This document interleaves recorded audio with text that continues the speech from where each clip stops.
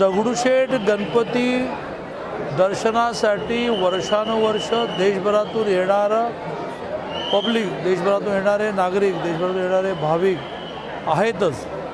पण शहरातलं एकही घर असं असू शकत नाही, एकही माणूस असा असू शकत नाही जो 10 दिवसातल्या गर्दीत कवायना दर्शन घेऊन गेला नाही.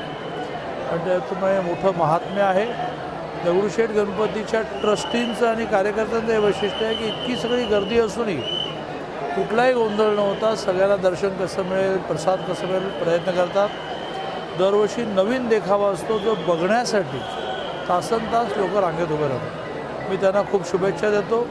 नॉर्मली मी मंडळांना असं म्हणत असतो की तुम्ही काही सेवाकार्य केलं पाहिजे. दगडूशेठचं ते खूपच सेवाकार्य आहे, ते आणखीन वाढवा एवढीच अपेक्षा.